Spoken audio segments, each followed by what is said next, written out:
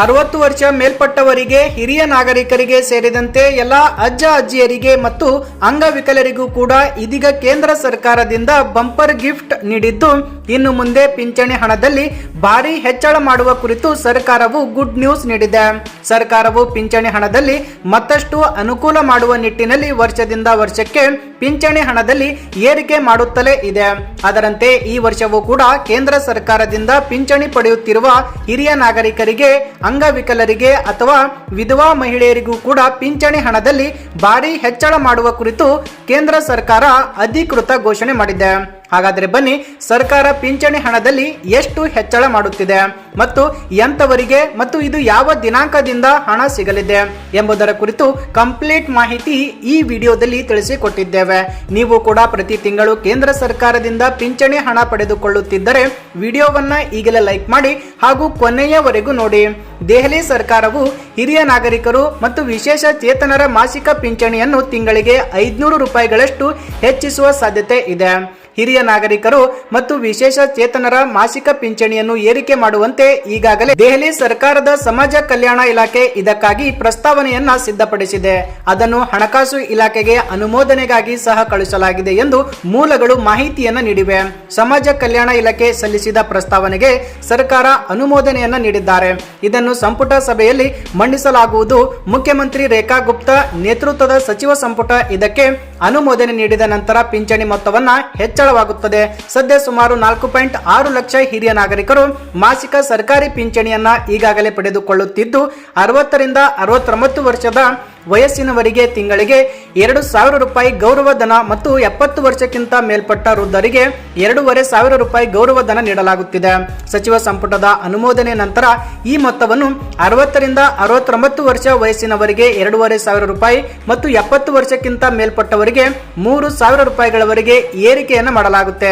ಈ ಸಂಪುಟದ ಅನುಮೋದನೆ ನಂತರ ಪ್ರಸ್ತುತ ತಿಂಗಳಿಗೆ 2,500 ರೂಪಾಯಿ ಪಡೆಯುತ್ತಿರುವ ಸುಮಾರು 1.35 ಲಕ್ಷ ವಿಶೇಷ ಚೇತನರಿಗೆ ತಿಂಗಳಿಗೆ 3,000 ರೂಪಾಯಿ ಪಡೆಯಲು ಅರ್ಹರಾಗಿರುತ್ತಾರೆ. ಪಿಂಚಣಿಯನ್ನು ಪಡೆಯಲು ಏನೆಲ್ಲ ಅರ್ಹತೆಗಳು ಇರಬೇಕು ನೋಡುವುದಾದರೆ, ವಯಸ್ಸಾದವರ ಪಿಂಚಣಿಗೆ ಅರ್ಹರಾಗಲು ಒಬ್ಬ ವ್ಯಕ್ತಿಯು 60 ವರ್ಷಕ್ಕಿಂತ ಮೇಲ್ಪಟ್ಟವರಾಗಿರಬೇಕು.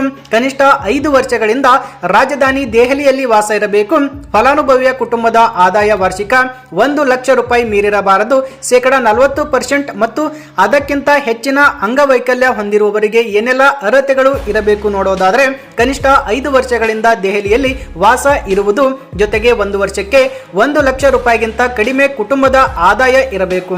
ಈ ವರ್ಗದಲ್ಲಿ ಪಿಂಚಣಿ ಪಡೆಯಲು ಅರ್ಜಿದಾರರಿಗೆ ಯಾವುದೇ ವಯಸ್ಸಿನ ಮಿತಿ ಇಲ್ಲ.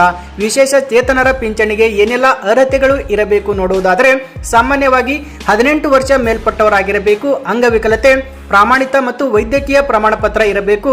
ವಾರ್ಷಿಕ ಆದಾಯವು 1 ಲಕ್ಷಕ್ಕಿಂತ ಕಡಿಮೆ ಇರಬೇಕಾಗುತ್ತೆ. ಕನಿಷ್ಠ 5 ವರ್ಷಗಳಿಂದ ವಾಸ ಇರಬೇಕು. ಇನ್ನು ಅಂಗವಿಕಲತಾ ಪ್ರಮಾಣ ಪತ್ರ, ಆದಾಯ ಪ್ರಮಾಣ ಪತ್ರ, ಇನ್ನು ನಿವಾಸ ಪ್ರಮಾಣ ಪತ್ರ, ಬ್ಯಾಂಕ್ ಖಾತೆ ವಿವರಗಳನ್ನ ನೀವು ಹೊಂದಿರುವುದು ಕಡ್ಡಾಯ. ಅರ್ಜಿ ಸಲ್ಲಿಸುವ ವಿಧಾನ ನೋಡುವುದಾದರೆ, ನೀವು ಆನ್ಲೈನ್ ಮತ್ತು ಆಫ್ಲೈನ್ ಮೂಲಕವೂ ಕೂಡ ಅರ್ಜಿ ಸಲ್ಲಿಕೆ ಮಾಡಬಹುದಾಗಿದೆ. ಅದು ಹೇಗೆ ಎಂದು ನೋಡುವುದಾದರೆ, ಆನ್ಲೈನ್ ಮೂಲಕ ಅರ್ಜಿ ಸಲ್ಲಿಸಲು ವಿಧಾನ, ನೀವು ಅಧಿಕೃತ ವೆಬ್ಸೈಟ್ ಆಗಿರುವಂತಹ ದೆಹಲಿ ಈ ಡಿಸ್ಟ್ರಿಕ್ಟ್ ಪೋರ್ಟಲ್ಗೆ ಮೊದಲು ಭೇಟಿ ನೀಡಿ ನಂತರ ಲಾಗಿನ್ ನೋಂದಣಿಯನ್ನ ಆಯ್ಕೆ ಮಾಡಿಕೊಳ್ಳಿ. ನೀವು ಹೊಸ ಬಳಕೆದಾರರಾಗಿದ್ದರೆ ನೀವು ಯೂಸರ್ ಮೇಲೆ ಕ್ಲಿಕ್ ಮಾಡಿ ಆಧಾರ್ ಮೂಲಕ ನೋಂದಣಿ ಮಾಡಿಕೊಳ್ಳಿ. ನೀವು ಅರ್ಜಿ ಸಲ್ಲಿಸುತ್ತಿರುವ ಸೇವೆ ಆಯ್ಕೆ ಮಾಡಿ ಮತ್ತು ಹಿರಿಯ ನಾಗರಿಕರ ಪಿಂಚಣಿ ಅಥವಾ ವಿಶೇಷ ಚೇತನರು ಎಂಬ 2 ಆಯ್ಕೆಯಲ್ಲಿ ನೀವು ಅರ್ಜಿ ಸಲ್ಲಿಸುತ್ತಿರುವುದು ಯಾವುದಕ್ಕೆ ಎಂದು ಗಮನದಲ್ಲಿ ಇಟ್ಟುಕೊಂಡು ಅರ್ಜಿ ಸಲ್ಲಿಕೆ ಮಾಡಿ. ಇನ್ನು ವೈಯಕ್ತಿಕ ವಿವರ, ಬ್ಯಾಂಕ್ ಖಾತೆ ಮಾಹಿತಿ, ಪಡಿತರ ಚೀಟಿ ಇತ್ಯಾದಿ ಪ್ರಮುಖ ಅಂಶಗಳನ್ನು ಭರ್ತಿ ಮಾಡಿ, ಅಗತ್ಯವಿರುವ ದಾಖಲೆಗಳನ್ನ ಅಪ್ಲೋಡ್ ಮಾಡಿ ಮತ್ತು ದಾಖಲೆ ಫಾರ್ಮ್ ಸಬ್ಮಿಟ್ ಮಾಡಿ ನಂತರ ಅರ್ಜಿ ಸಲ್ಲಿಸಿದ ನಂತರ ಸ್ವೀಕೃತಿ ಸಂಖ್ಯೆ ದೊರೆಯುತ್ತದೆ.